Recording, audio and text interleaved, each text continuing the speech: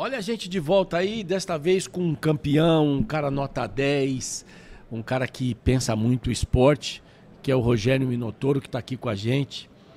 Cara, é muito legal te receber aqui e ver você aqui, porque você tem um pensamento muito próximo do que eu penso em relação ao atleta, ao esportista, né? Primeira disciplina, que isso você carrega pro resto da vida. E é muito legal, porque com pouco dinheiro a gente consegue fazer muito se a gente quiser trabalhando na base. Prazer em tê-lo aqui, tá? Obrigado pelo convite mais uma vez. Aí a gente tá aqui de novo, a gente veio de lá do bate-papo. Do bate-papo do fórum. Do fórum lá, falando sobre alguns assuntos muito interessantes, dessa questão da vinda desse fenômeno das casas de apostas para o Brasil, que hoje é uma tradição lá na Europa, a gente sabe disso, nos Estados Unidos, e aqui no Brasil ainda está regulamentando, de poder estar discutindo sobre essas coisas novas. Como você falou, né, hoje no Brasil, a gente falava assim, ó, o Brasil é o país do futebol, o Brasil é o país do MMA. Eu falo assim, brincando com os caras, falo assim, ó, futebol já não é mais um esporte, é religião. Mas o MMA, diz assim, o Brasil é o país do MMA, o futebol já é religião. E uma coisa, né, Minotoro? Abriu, né, cara? Abriu. Então hoje você tem um público do vôlei, um público do basquete, ele é menor, lógico, pô, o futebol tem 100 anos aqui. Então você não vai conseguir de um dia pro outro. Mas o que vocês fizeram com o milagre do MMA é um negócio espetacular. Vocês introduziram esse esporte aqui, ele dá enorme audiência, ele tem muito prestígio, ele tem muito dinheiro em jogo.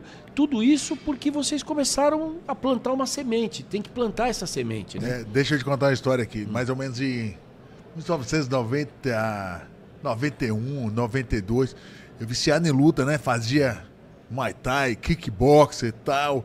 Aí fui pra Salvador. Esse Vitória era como que fiz judô, né? Uma boa época da minha vida e tal.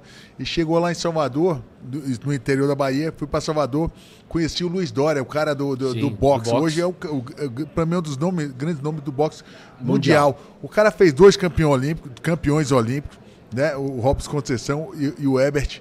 Né, na sequência, 2 Olimpíadas, meteu 2 ouros, né? O Brasil nunca tinha ganhado ouro. O cara meteu um campeão pan-americano também, nunca tinha ganhado pan-americano no Brasil. Fez o Popó campeão mundial. E fora o MMA, que o cara deu uma lavada. Botou o Minotauro campeão mundial, Cigano, Anderson Silva. Né, o cara foi mau treinador, né? Vitor Belfort, mau treinador do MMA e do boxe também. Tanto amador como boxe profissional do Brasil. E o Dória sempre falava assim, cara, temos que investir na base. Aí você pega o Dória, um cara que investiu na base, você pega aquele projeto do Dória, é um cara que já botou mais de 8 mil crianças para treinar de graça no social lá na Bahia, e aí daí o cara tirou 3 campeões mundial de boxe, 2 campeões olímpicos. Na quantidade você faz a qualidade. Tirou né? a campeã, na quantidade você faz a qualidade. Então, hoje você pega esse fenômeno das casas de apostas, dos patrocínios e tal, e você consegue fazer com que saia a qualidade, mas numa quantidade. Então, para você manter uma quantidade dessa, por exemplo, um projeto com o Dória, com 8 mil, o cara bancou do bolso dele, eu vi. Todo o dinheiro que ele ganhou no boxe, ele investiu no boxe de novo. Então, um cara que... Você não apaixonado, conta né? Você não conta um Dória desse. É 1 em 1 milhão para você conseguir uma nova geração de um cara que abdicou toda a carreira para fazer isso, como a gente fez com o Tino Nogueira e conseguimos, né? Júnior Cigano, o Anderson e vários outros, Patrício Pitbull e vários outros campeões, a gente conseguiu também, investindo do nosso dinheiro, mas você agora é uma possibilidade de vir patrocinadores, né, de aposta e de outros patrocínios. E o imposto, né? Porque você vai ter um percentual disso com a regulamentação, Minotoro, que é o imposto. E aí o imposto, ele tá ali para suprir segurança, saúde, educação. Esporte, né? Porque quando você fala assim, poxa, mas esporte, o esporte é disciplina, o esporte torna o cidadão bom de cabeça, ele ajuda muita coisa que faz com que... É assim, quando você tem uma criança, ela tá na rua, se a gente não adotar ela pelo país, que é a responsabilidade do país, do Estado, o crime organizado ampara essa criança com a maior tranquilidade do mundo. Então a nossa responsabilidade, né, por tudo, é gerar a quantidade de dinheiro necessário para a gente pegar essa criança lá embaixo e introduzi-la num mercado esportivo a princípio, e depois ele vai definir se ele vai ser médico, engenheiro, advogado, se ele vai para o MMA, se ele vai para o futebol. Não tem problema nenhum, Cultura, né? esporte e educação, né, são a base de você tirar essa criança da rua. Né, a gente tem um projeto hoje que a gente tem material didático de esporte para escolas particulares e escolas públicas. Esse projeto é nosso, seu? Um projeto nosso, chama Esporte para Além das Fronteiras. E é um projeto que a gente fez um parceiro nosso, Pedro Tengraus, um grande advogado, né, dos maiores advogados esportivos aí do Brasil, né? Eu conheço. Esse cara fez uma pesquisa, o Tengraus, ele fez uma pesquisa da Islândia, pela ONU, onde 47% a cada 100 jovens de 11 até 15 anos lá na Islândia, isso há 20 anos atrás, já tinham usado drogas ou ficado bêbado, né? Usado álcool, ficado bêbado nas últimas 2 semanas. Pô, lá na Islândia, no inverno, a noite acaba, começa às 10 horas da manhã, acaba a noite, começa de dia 10 horas da manhã, e o cara chega 3 horas da tarde, 4 horas da tarde, já tarde de noite. E o cara não então, sai de casa por causa do frio. Muito frio. Os pais bebendo, as crianças começaram a beber também, e aí da bebida e corria para a noite e tal, as drogas. E aí colocaram um projeto de cultura e esporte dentro das escolas, esporte, a base até mais esporte dentro das escolas. Em 10 anos, esse índice de 47% das crianças de 11 até 15 anos que tinham usado droga ou álcool, caiu para 7%, de 47% para 7%. Então o esporte realmente... com responsabilidade. Ele é inclusivo, né? Ele é inclusivo demais, ele muda realmente uma geração. E aí foi economia, não só, né, na evasão escolar, então melhorou a educação, melhorou a saúde pública. Porque você conhece o mundo inteiro por quê? Por causa do esporte. É a oportunidade. Você passou a ser uma personalidade importante por causa do esporte. Ou seja, ele dá oportunidade. Ele te dá oportunidade. E que é o que todos nós precisamos, que os nossos filhos precisam, né? A juventude precisa da oportunidade. Porque a oportunidade do errado, ela está aqui na esquina. Ela está muito próxima. Então a gente precisa tirar essa esquina da frente e colocar esse tapete da educação. E aí nós estamos falando de educação. Tem 2 tipos de educação. Educação que o pai e a mãe dão, que a gente tem dentro de casa, que é forte, que é importante, né? Porque é isso que a gente vai ter, mas aquela educação da cultura, né? Onde ficam os Estados Unidos? Onde é que fica a Islândia? E aí isso é outro tipo de educação. Então nós precisamos dar essa também. E precisamos dar a cultura do esporte. Porque com a cultura do esporte, as pessoas primeiro ficam menos doentes. Ficam muito mais sadias por consequência disso. E depois se tornam seres humanos melhores. Porque quando eu falo para os caras assim, o cara fala assim, esse cara é bruto, né? Você é um cara que, pô, quando você sobe lá para ir para o octógono, quando você subia, era uma coisa. Você estava lutando pelo seu trabalho, porque aquilo ali era a sua profissão. Mas quando você vem conversar aqui com você é um cara afável, educadérrimo, um cara que, pô, se alguém estiver perto e você puder ajudar, você vai ajudar. É isso que o esporte faz. E eles não entendem. Você é o guerreiro na hora que precisa ser guerreiro.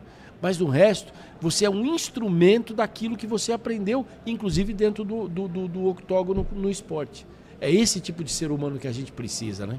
É isso aí, eu acho que o cara do esporte, ele é focado, né? Ele traz um foco, ele traz um objetivo, ele pensamento a longo prazo. Quando a gente fala de você criar um atleta, você está falando aí às vezes de um ciclo olímpico de 4 anos, você fala 3 ciclos olímpicos, aí o cara pode botar aí 8, 12 anos no mínimo para você criar um atleta. Então você pega um menino de 10 anos de idade, pode ter certeza que ele vai entrar na Olimpíada com 22, são 12 anos, são 3 ciclos. Primeiro ciclo para ele se destacar no estado dele, o segundo no país, pegar uma vaga, e o terceiro disputar a vaga internacional para ir para uma Olimpíada.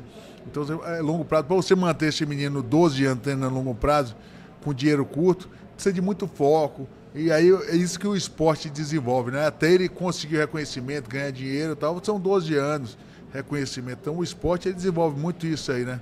Uma feira como essa, a BIS, né? A Brazilian iGame Summit, ela aproxima exatamente as pessoas que estão ali no meio do esporte de quem pode, evidentemente, colocar o dinheiro e patrocinar. É legal por causa disso também? Isso é legal. Eu acho que vai ter muitos negócios, né, que vão ser gerados aqui nessa feira, né, tanto para atletas como para clubes, né, para todas as associações, entidades, né, federações que desenvolvem o esporte, e ter um patrocinador, uma possibilidade de ter investimento para começar um projeto. Hoje, você começar qualquer projetinho pequeno de campeonato, vai dar, eu tenho uma temporada aqui de 1 ano. Pode preparar aí, porque você tem que ter um investimento. Então, hoje, né, se você não tiver aquele investidor para começar o start, até vir outros patrocinadores, até vir outros direitos de transmissão, outra coisa, você tem que ter 2 anos de projeto garantido, né? Então, E essa é uma feira que vai gerar muito investimento para pessoas começarem os grandes projetos esportivos.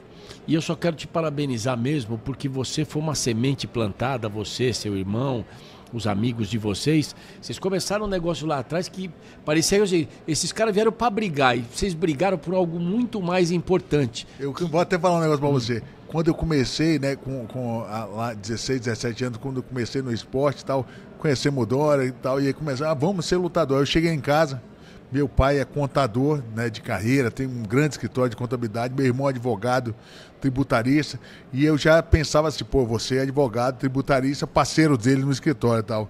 E aí eu cheguei em casa com a orelha quebrada, e aí, acho que devia ter uns 18 anos. Aí meu pai assim, pô, rapaz, com essa orelha quebrada você não vai conseguir uma entrevista de emprego num escritório bom. Eu digo, aí eu tava começando a faculdade de Direito.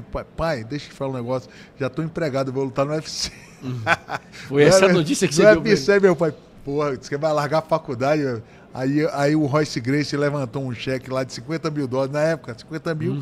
Na grana, eu falei, pai, aí, ó, tem uma possibilidade, cara. Eu vou lá para os Estados Unidos levantar esse cheque também e tal. E não existia, então, não existia a provisão. Não existia aquele cheque de 50 mil dólares. Né? Começou com esse movimento que o Royce Gracie, o irmão dele, o Rorion Gracie, abriu. E aí, 50 mil dólares virou, hoje em dia, umas bolsas até pequenas, comparado com as bolsas dos grandes campeões.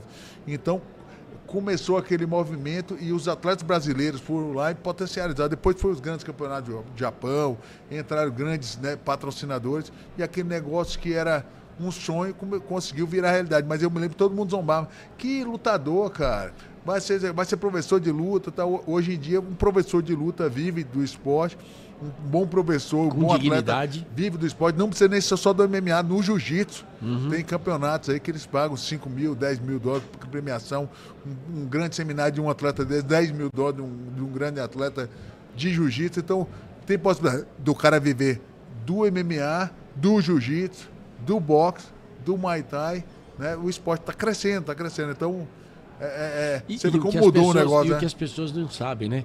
É um esporte onde só tem gente, você vai lá falar com os caras, aquela coisa da briga, daquela coisa, porque não é briga de rua, é técnica, é tática, é treinamento, é tudo isso. Né? Muita estratégia. E aí você, quando você começa a conversar com os caras, eu venho lá de trás, do começo dessa coisa toda, quando existiam 2 lutadores aqui em São Paulo que eles não, Todo Duro, Holyfield, não. Não, esses caras que eram mais antigos e que eles simulavam uma briga que existia entre eles, e não eles eram amigos pra caramba, mas era tudo pra crescer o público. E ganharam dinheiro, né? Ganharam dinheiro e fizeram essa projeção que trouxe até vocês e que com certeza vai levar muito mais adiante, porque senão, é assim, é uma violência? Não é uma violência, é um esporte duro, mas um esporte que categoriza pessoas, que dá disciplina, que dá uma série de coisas e que tira da possibilidade do lado errado e que ainda inclui. Isso é tudo que a gente precisa no esporte, né? Tem que treinar, só tem que treinar. O cara, para ser um atleta de MMA, de esporte de combate, né? Até do futebol, do tênis, tem que treinar bastante. É uma vida de abdicação mesmo, de verdade, né? Fato. Sabe falar assim um negócio, sacrifício, uma vida de sacrifício. Tem que sacrificar, mas quando o cara ama o esporte, ele não sente. Não tem que se sacrificar para ser um bom advogado. Tem que ler médico não tem que estudar a vida inteira para ser um grande médico? Foi o que eu pensei, velho. Falei, porra, eu vou ter que estudar tanto para ser um bom advogado, ou vou ter que treinar tanto, eu prefiro treinar.